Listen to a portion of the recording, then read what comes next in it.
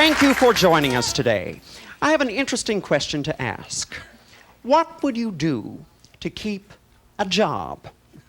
I can't believe what I've had to do to keep mine for the past 10 years. Did it feel good? No. Oh.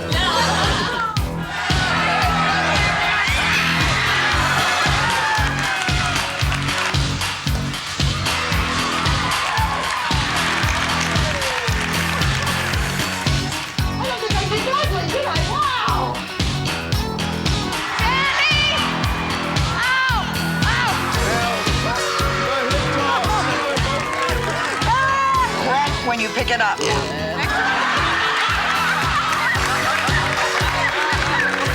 Don't you love talk shows?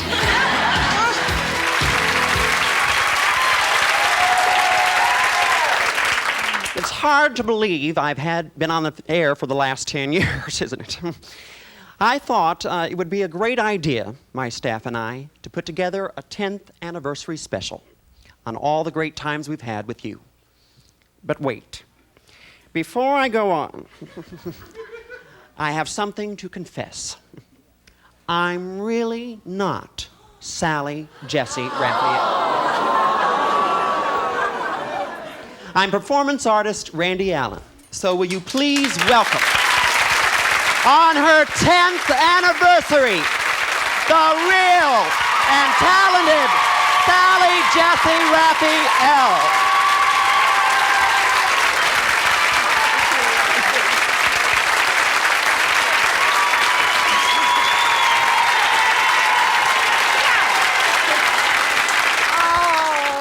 Fabulous. She had me, Randy, she had me fooled. You do me better than I do me. Well, you know, I was watching it and I said, this is going to be a way in which I can maybe make the salary and not have to show up. It's a terrific idea. you know, the last time I was on your show, they had me in Macon, Georgia. They had me in a $4,000 dress trying to match me in what you had on. Exactly. It didn't fit. So they ran upstairs and stole her sailor suit out of a closet, brought it down, and the next day after the show you said to me, you know, this morning I was packing and I thought, where the hell is my dress? It is so weird. Thank you, darling. Thank you.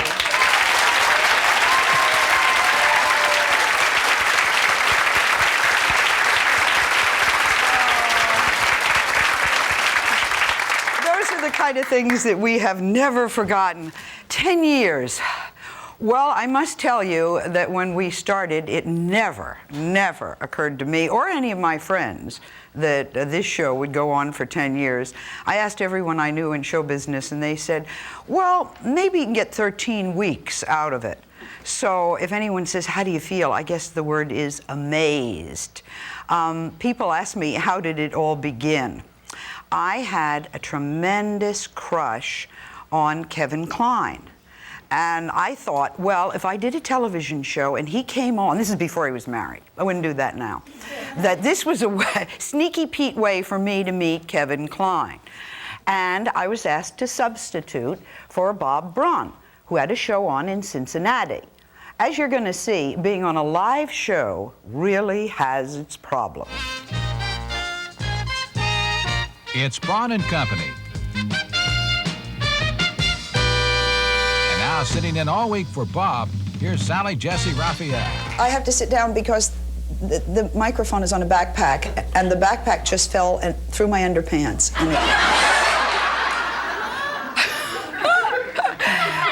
Really, I was afraid of turning around, so I had to keep sitting like that, or the thing would just drop down like that. Moments like that keep you on your toes. It wasn't just my toes I had to be careful of. Please take a look. I thought you're an animal lover. What is it? Well, reach out and touch. Oh, it's a snake! Well, I want you to guess. It's a snake! I want you to guess. What kind of snake? Sure. Feel. A big snake! That's right. Go, I say, there it is right there. In the middle. Oh! Oh, Sarah, you don't do that! Oh, hey, all due respect, you're nice people, but that did not look to me like that was a difficult thing to do. Difficult? Why don't you put your muscle where your mouth is, SJR? It did not. Oh. The lockup early. The full Nelson applied by MTV. Sally in big trouble. A stop. And the crowd goes crazy. Raphael. By the way, it's a tradition in vaudeville never, ever to hit a woman in the face with one of the squirt guns. And I think that they broke that tradition. I'm told it's the only time they ever broke the tradition. And that was Buffalo Bob of Howdy Doody fame, and of course, Clara Bell. I have had guests say some very strange things to me, but you know that. But this one took the cake. Okay, who sleeps with whom on what, in what way? Do you mean sleep or have sex? Have sex. Now, what do you mean by sex? No, I really mean it. You see, would you and I like to have sex right now? You and I are having sex right now. We're having sex right now? We're having sex right now. I'm looking you in the eyes. Sally, look at me in the eyes for a second. Okay. And so, if you and I, if you can understand that... We're going to take a break. We're going to come back and we're going to meet another couple with an open mouth.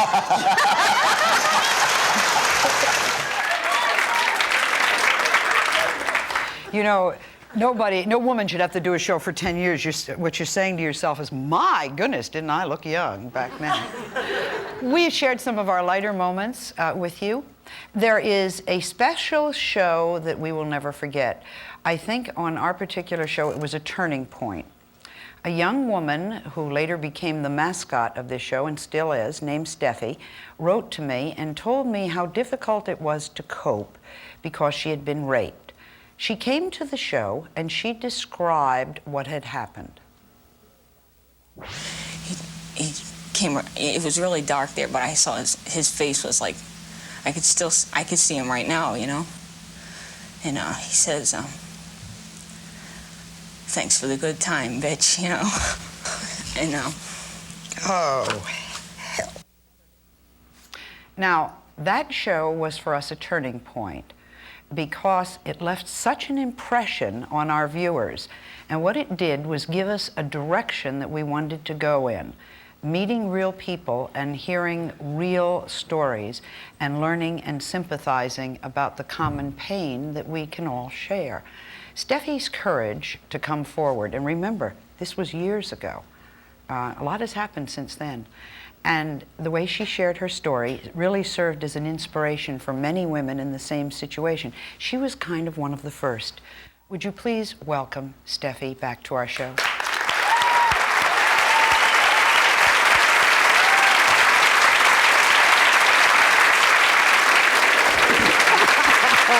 You're skinny and bony.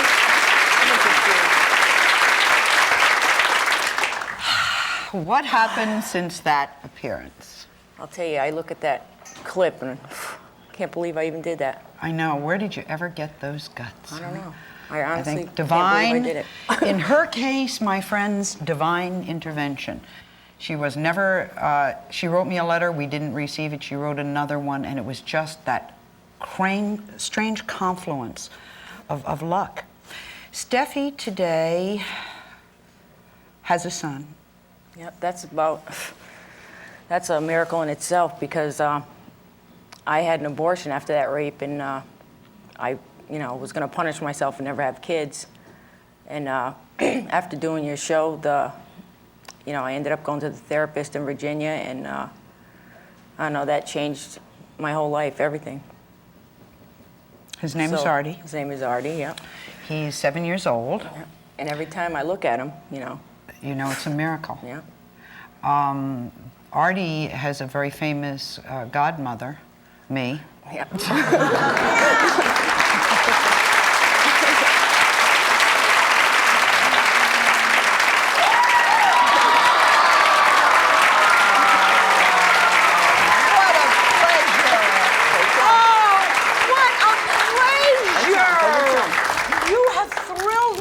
Coming. Oh, I missed you so much. Oh, how terrific to see you. Do you know he saw Randy in the green room and he thought it was you and that you were ignoring him? Oh, I'm sorry. That got somebody who was supposed to look like me. That's the real Tata Sally, right? You're terrific. By the way, when we went to, was it his christening? Yeah, it was what church? The St. Michael's Ukrainian church. It's a Ukrainian church.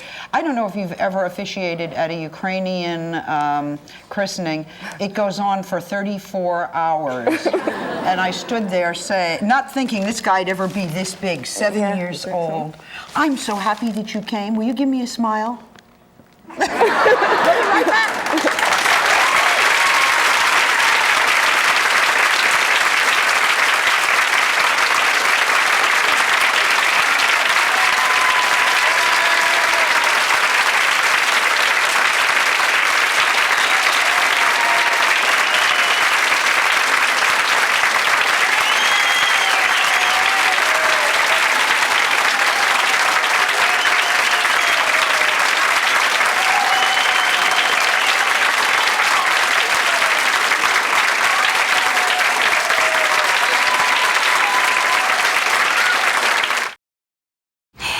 Happy anniversary, Sally.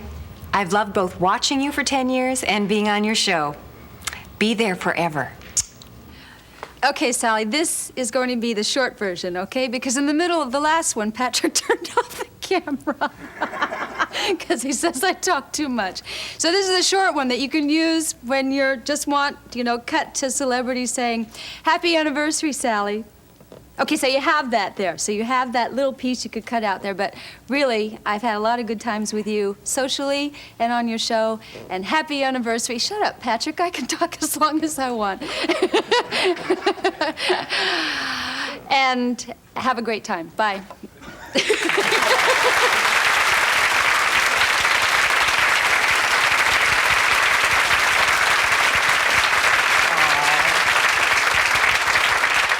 Lonnie and Suzanne, they're a trip because they're real when they're on, and they're real when they're not on. They're still on real. I know that doesn't make any sense, but then very little in the last 10 years has. It's a heck of a way to earn a living.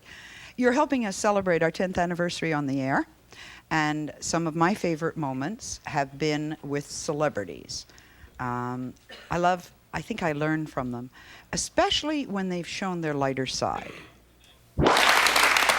Tea? Yes. Very nice. Yes, of course. Do you want some, would you like cream or lemon? Singing in the rain. I'm singing in the rain. What a glorious feeling.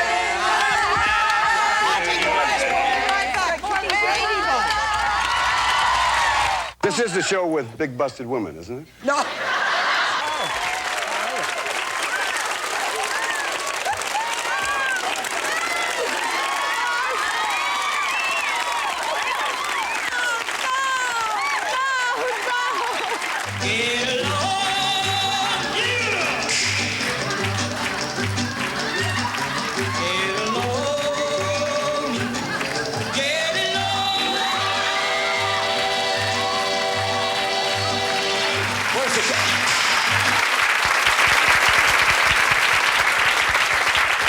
Sometimes we put celebrities on pedestals and forget they're very real people. These celebrities were courageous enough to come and over the past 10 years share their innermost feelings. Go out there, talk to people you don't even know, say, did you see what Roseanne said on Sally Jessy Raphael? She talked about incest. Incest happens to one of 3 girls and one of 5 boys, and we have to stop it. And he looked at me, and then he went to try to shake my hand. I said no, and I walked up to him and I said, I'm giving you back your shame and pain that you caused me when you sexually abused me as a child. I'm giving it back to you. You are a coward. And if you tried to do that to me now, I'd break every bone in your body. I want to tell you that right now. I'm giving it back to you. And not only that, I know you're a foster parent, and I've reported you to the state authorities, which left that place, and I filled out a report on him, and they're doing an in-house investigation on this guy right now. I said, I'm not going to let go, because if you're molesting any of those kids, I'm going to stay on your butt for the rest of your life. My name is Marilyn Vanderber Atler, and I survived incest, and I feel no shame. Then there would just be this sort of emptiness and desolation. And a good 3 months would go by without getting out of that bed except to go to the toilet. While children are knocking on the door and wanting to come in and wondering what's going on in there with Mommy. Once in a while I would get up, and that was those were the times when I would attempt suicide. The proudest moment of my life is when I took the name Palmer and I had trouble. See, we're at a Little League game, and it's a father-son game, and Max Palmer hits a home run. I mean, the longest home run I've ever seen. I'm like 12 years old, and I was so proud of him. But I guess it really comes down to the love factor. Basically, when my mom died, what happened was I gave up living. I mean, I didn't contemplate suicide. I didn't do anything that drastic, but I simply gave up, and I was an alcoholic before that. But I turned to the bottle then so badly that I was at death's door. And my son, bless his heart, came in with a blanket, took me to an emergency hospital, and saved my life.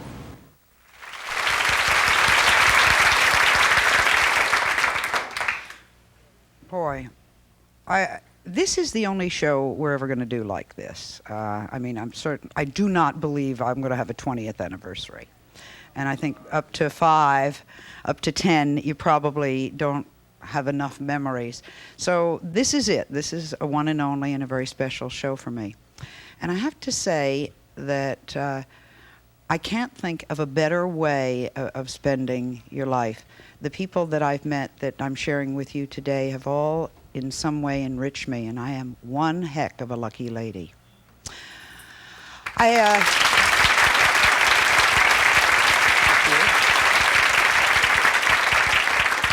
I thank you because you watched. If you didn't watch, we wouldn't have ratings, and if we didn't have ratings, this show wouldn't have lasted 10 years. So you're the #1 person. We're the second talk show. It's kind of funny. It would be neat to be the first, but being second ain't bad. I have also shared the stage with some legendary film stars, people that when I was a little girl, I was a movieaholic, and my mother would drop me at a Saturday matinee, and I would look up at that screen, and I'd watch the same movie 3, 4, 5 shows. She'd have to pull me out of the theater at 6 or 7 o'clock at night to come home and have dinner. And I never thought that I would be this close to them. Audrey Hepburn, and she was my idol, was amusing and inspirational. I never met Gary Cooper. I have his picture on my night table. I do. I don't know why. Well, I do. I think it's, if you're going to have a picture of somebody on your night table, why not Gary Cooper? Would I still feel the same about him if I had met him? Oh, much more so. You'd have 2 pictures on your night table.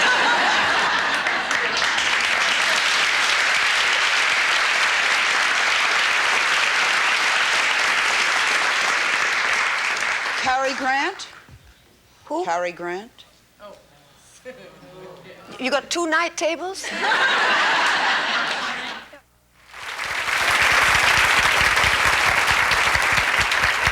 That was a year before Audrey passed on, and next to my mother, I don't think in my life I ever saw a more beautiful woman in every way than Audrey Hepburn. This is a side of Bob Hope that you rarely see. General Seaman of the 1st Division sent me a communique that said the bombing of the Brinks Hotel missed the Bob Hope show by 10 minutes due to a faulty timing device. They didn't know that we were held up at the airport for 10 minutes. And there were 2 killed and 99 injured. It's a sad, sad thing. And about 9 o'clock at night, General Westmoreland said to me, you ought to go over to the hospital and say something to those kids. And I went over there and shook hands with all the kids that were injured and everything. And there was one kid laying down with his face down. They were picking glass out of his head. And he heard Bob Hope, and he looked up at me and he said, Merry Christmas. And the blood was coming down his face. It's a Christmas I'll never forget. Thank you for sharing that with us. Kirk Douglas had some very serious thoughts on discrimination. To me, anti-Semitism, in some ways, is worse now than it was when I was young. And I talked about my other book, my autobiography. I'll tell you why. Because when I was a kid, it was direct. You knew where it was. Now, you don't know where it is. But obviously it exists. It's too bad. We don't live in a perfect world. There are people who have their prejudices, and they always will. So we just hope that eventually we will form a world that'll be more humane, more tolerant of one another, but we're not there yet.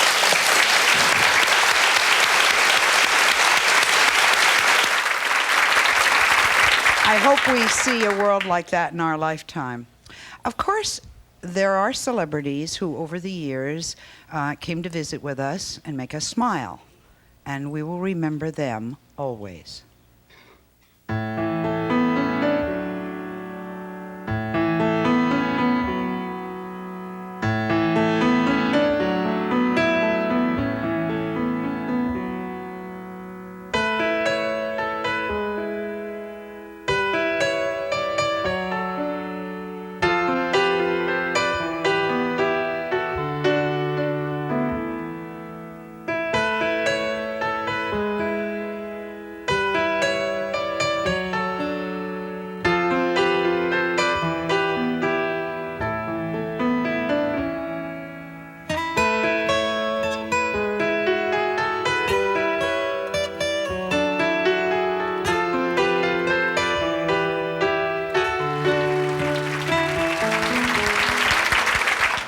One of my favorite guests was also a dear friend.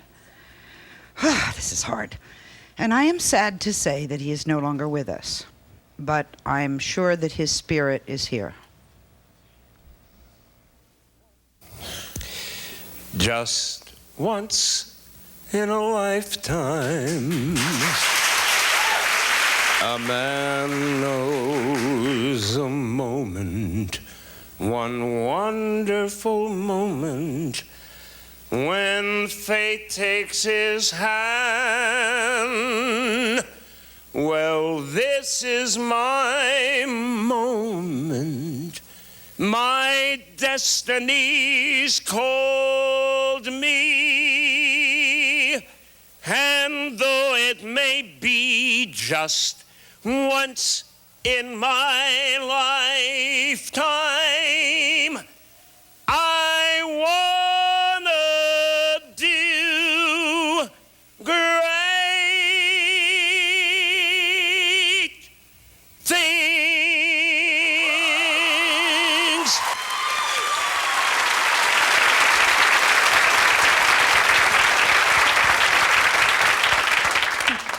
Funny, I've never talked about this. This is hard. I met Sammy in Puerto Rico in the late 50s, and I was a teenager. And I was earning a living reviewing nightclub acts, and he was appearing at the El San Juan Hotel. And through the late 50s and the 60s, I kept in touch. This does not mean that I went to dinner at Sammy Davis's house or asked him personal questions or asked him what was going on about his life. But it does mean that I touched bases with him 2 or 3 times a year. And then eventually, when I thought about moving to the States, he told me what to do and how to handle it. And he's got very good advice. And then he did the Variety Club, and so I was with him for 5 years. I can't sing, I can't dance, and if you know, watching the show, I don't have any talent. Well, what he's got is more talent than any human being should ever have. And so he covers for you. And it's a tremendous personal loss for me because there's no one to call and say, business-wise, what do you think I ought to do, guy? Sammy Davis Jr. was a great humanitarian. I would like to introduce to you, no man springs that way, full-blown from the head of Job. He has a mother, and this is Elvira Davis, Sammy's mother, and Ramona, Sammy's sister, and her husband, Jay.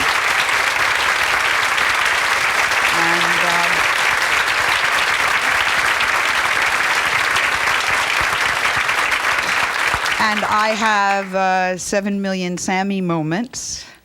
A lot of them are backstage at crazy places like Radio City Music Hall. Do you have a moment that you want to share? By the way, you are so beautiful. Man, are you beautiful.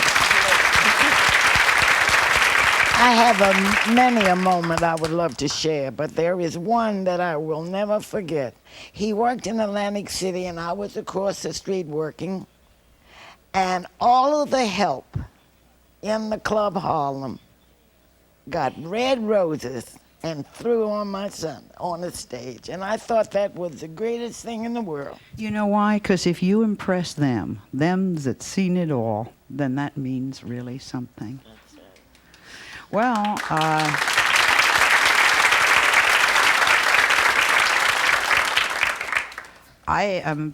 Jay, I had never met you before. Will you two keep in my heart, will you? Will you both stay close to me? Because that will be a little replacement for a big loss, will you? Thank you, darling. May I tell a moment? Sure. Important. It was December 1988. It was the 23rd. I had double bypass. Sammy got finally had the opportunity to go on vacation. And he found out in Hawaii that I was ill in the hospital. The man came from Hawaii, but that's not the clinker. He walked in and looked at me with tubes coming from every orifice and said, "My God, you're ugly." We'll be right back.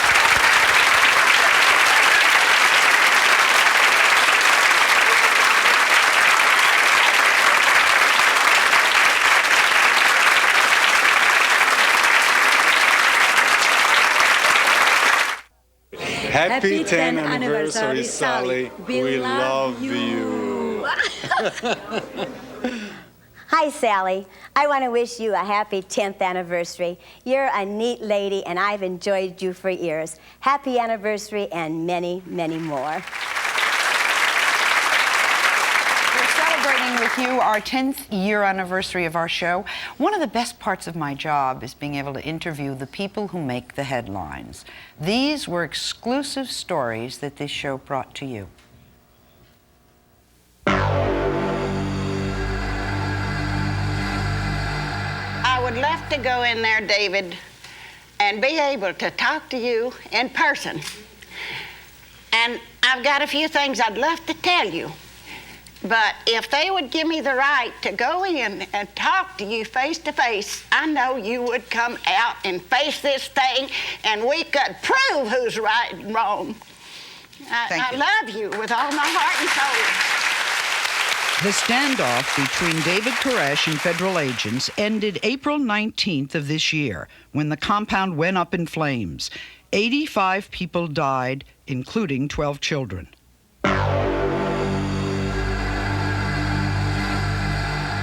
They chose not to do anything about it. They knew about the situation. They chose not to do anything about it. They didn't give you any financial help with the children, with the grandchildren? No. Ralph, why didn't your parents... That is not fair. That is not fair. I have... That's not your fault. That was their choice. They paid your rent. Are you going to tell me they gave me $500 in 9 years. Didn't she just ask you a question? Didn't she just ask you a question? No, they paid all your utility bills and everything else. No, they came one time to Florida, stayed at my house for half an hour, did not even stay to their grandchildren, got home from school to see them. Okay, they were there financially again, and then they gave you some... never. One time. Sally, just a minute ago. After a long court battle, Gregory Kay was granted a divorce from his parents.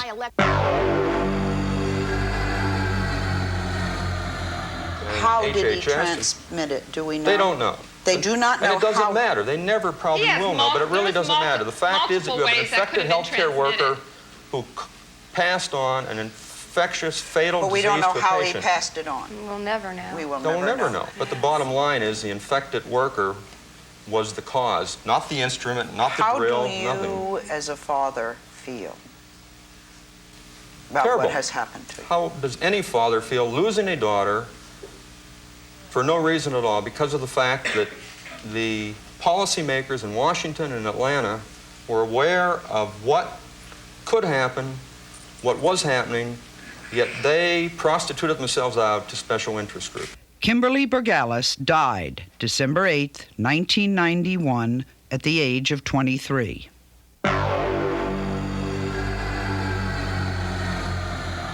The Bible says you return good for evil. You're never to return evil for evil. And you want to fight, you want to sue, Yeah, but you want to kill. Jim, excuse me for interrupting you. And you can't. But you're in a bad situation. There are people who interpret the Bible that being gay is real wrong and that it's against God. And yet now you're coming to an understanding by your own admission that these are people too. So what happens? You're coming to this understanding of what it's like to be black, what it's like to be Jewish, what it's like to go through a Holocaust. Yeah, that's what we've been You know, a lot of people say you're overdramatic, Jim and Tammy. In 1989, Jim Baker was sentenced to 45 years in prison. 2 years later, he was resentenced to 18 years, and he will be eligible for parole in 1995. Tammy Faye Baker divorced Jim in 1992 and married Roe Messner last month.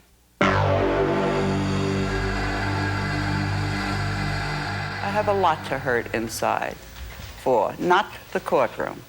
I hurt for the loss of my only child. I hurt for the pain Harry's going through. And I hurt for all the lies that have been told about me. Are they all lies, Leona? They are lies. If Leona. we overpaid on our taxes, what am I doing in the courtroom for evading taxes? Now, if you're judging me on my personality, that's a different story. I don't go to jail for personality. Don't have dinner with me. Don't talk to me. Whatever you want. But you don't send me to jail for this. No, I did nothing illegal at all. Leona Helmsley was sentenced to 4 years for tax evasion and is currently serving the rest of her sentence in a Manhattan halfway house. With good behavior, she could be out this January. You never felt any remorse before, did you, Wes? Sorry. No, you're not sorry, and you know you're not. You know, just as you say now, that if you were let go, you would do the same thing. And a person that feels sorry isn't somebody that's going to go out and do the same thing again. Wes, would you do the same thing? Probably, yeah. Wesley Allen Dodd was executed in Washington State in January of this year. We'll be right back.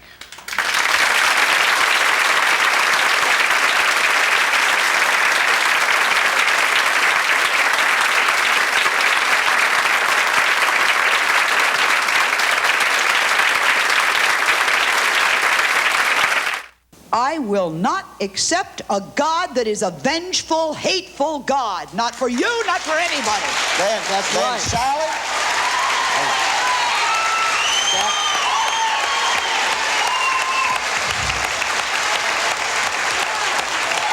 Good for you, Sally. Then, Sally, you will have to go to hell.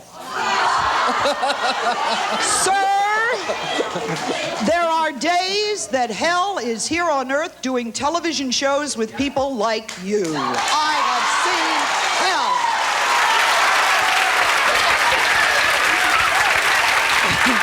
So don't ever say I never lose it, right? It's a moment you never forget. Some guests you can't budge, and there's some guests who make the job worthwhile.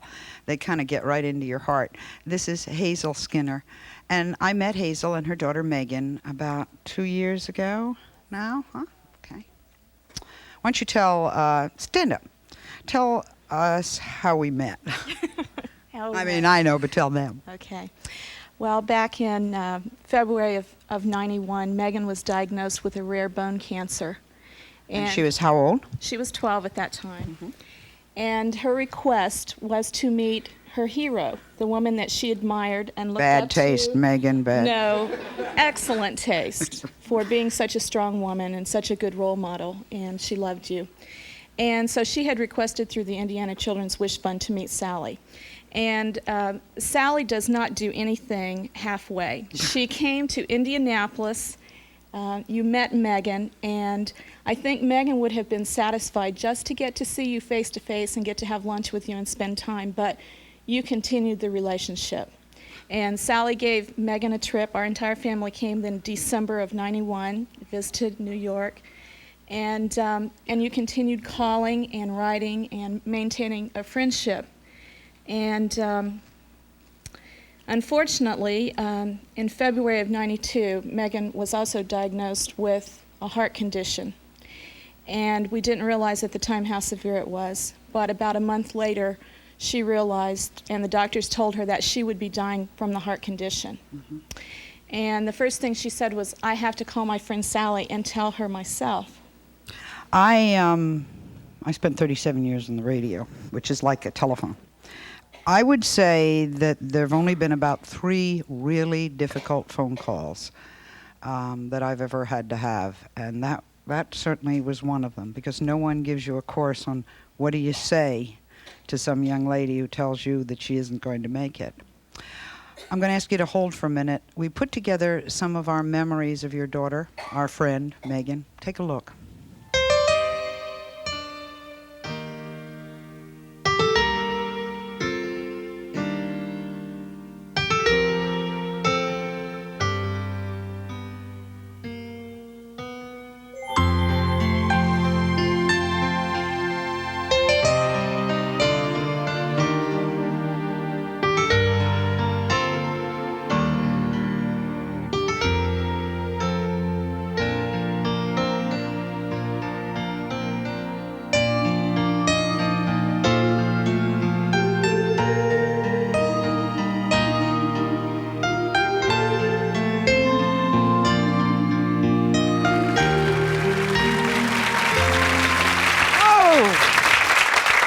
Megan well enough to know Megan would say to you, do not cry, got it? And she'd say to me, do not cry, get it?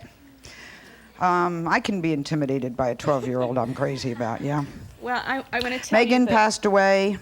She passed away August 25th of '92, but in that phone conversation that she had with you, Sally, one of the things that she said to you was, you know, I've got good news and bad news. The good news is I'm keeping a positive attitude and I'm a fighter. The bad news is the doctors tell me that I'm probably not going to make it. But Sally, I want to tell you that when I get to heaven, the very first thing I'm going to do is I'm going to find Allison, and I'm going to tell her that you didn't get to say goodbye, but that you love her very, very much. And in planning her own funeral, Megan said, I want balloons released. I don't want flowers. I want it to be an occasion of celebration. And when those balloons are released, Allison and I will gather those together. Those will be prayers to heaven. Isn't that great?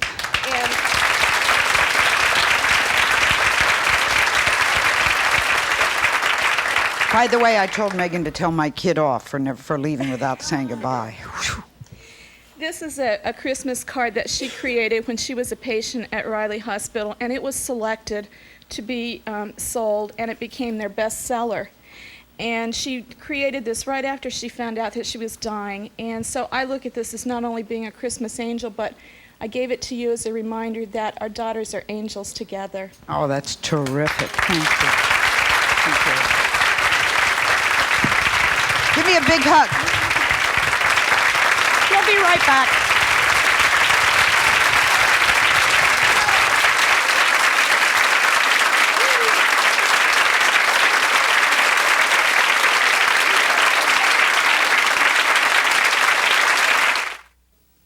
This is from me, Sally, and from everyone here at Another World. We congratulate you on your 10-year anniversary. It's been such a pleasure to always be on your show, and an even bigger pleasure to have you here on our show. But I think more importantly, it's been wonderful just being friends. So, God bless, and here's to another 10. Can I do it? You do it. Sally Jessy Raphael, I would write a poem about you, but the only thing I know that rhymes with Raphael is down she fell, and that's no good. So I would just like to wish you a very happy 10th anniversary and offer you my congratulations. Now you. Oh, yes, Sally, I offer you my congratulations, too.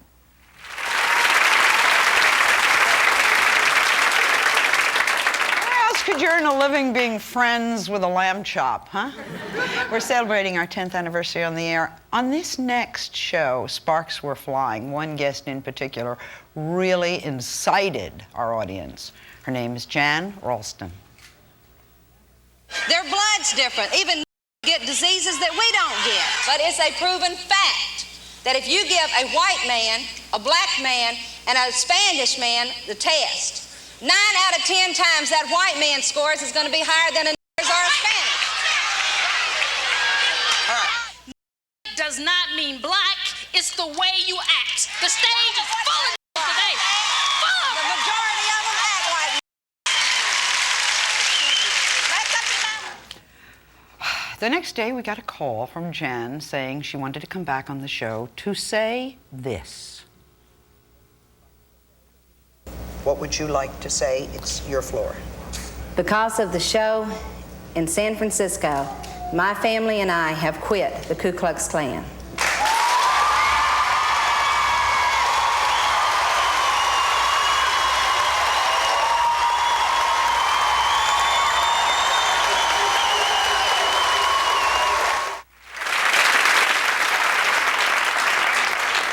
I hate telescoping this, and I don't know, unless you've been on this ride with us, and thank you, those of you who have, what an emotional moment.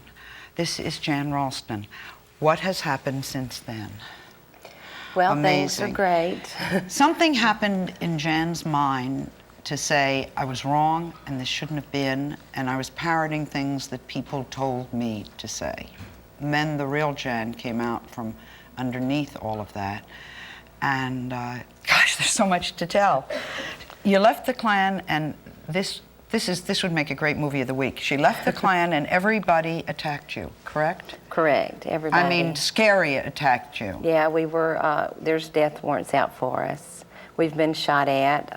My children have been followed. Our family dog has been poisoned. My home is in constant terror. But God's protecting us. He's watching over us. And my family's back together. My husband and I are working with kids in gangs now, telling them there's a better way. And I've got 3 beautiful grandkids. And then something really amazing. Something really amazing is one of my daughter-in-laws is black. And I've got a mixed grandbaby. We'll be right back.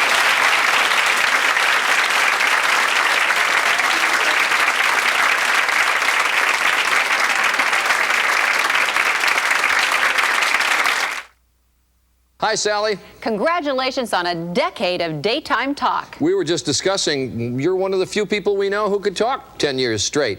Does this mean she's now a perfect 10? Yes, I think so. A perfect 10, Sally.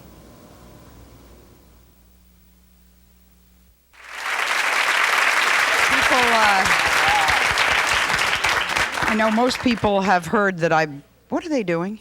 Yeah, no problem. Okay. That was cool. You know where we stopped? We weren't seeing it on camera, Sally, so. Oh, We'll go back and we'll pick it up out of the tape. Okay, but I was going to put the camera on them pretty quickly, so. We yeah. don't see them on the shots that I have. Okay, sorry. Well, just.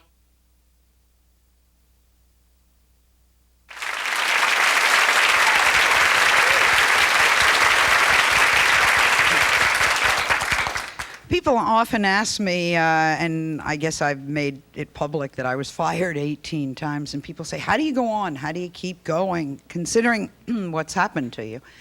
I think the answer is support.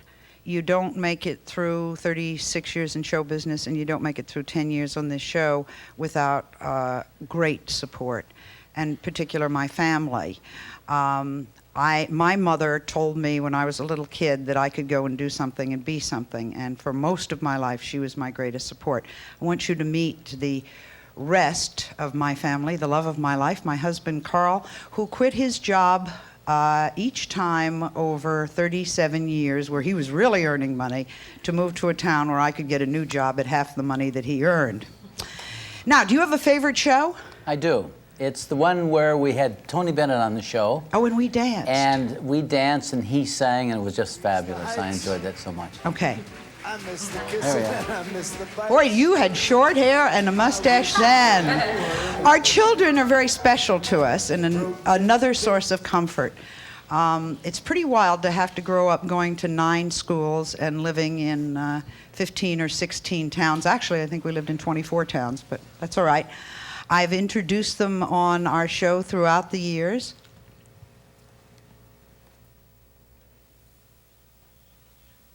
I've been waiting for a long time to say, ladies and gentlemen, would you please welcome my son, JJ.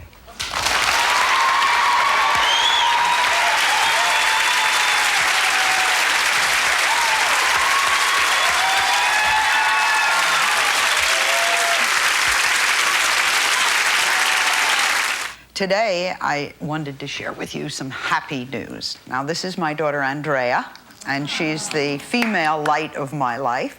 And last week, on her birthday, Andrea made a big announcement. She is engaged to be married.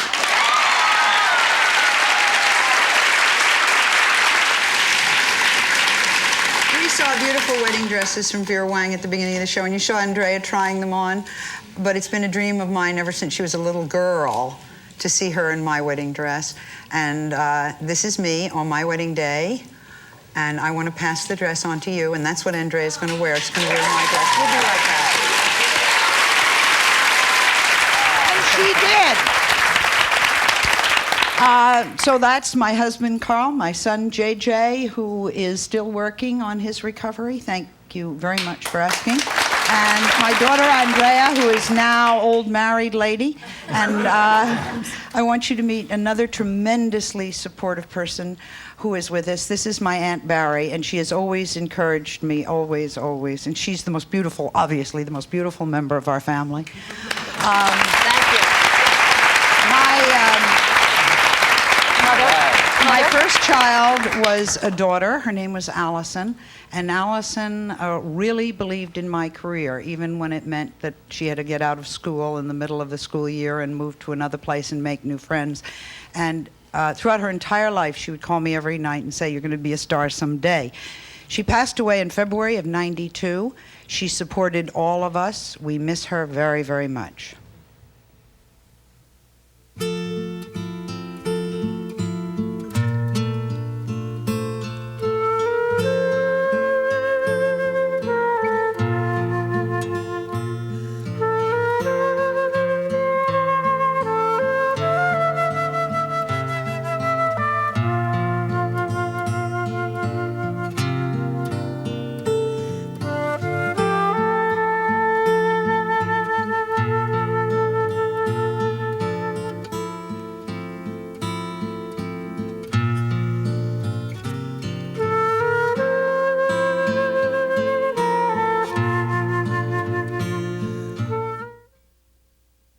Somebody just said, where am I? I'm way down here, as a matter of fact.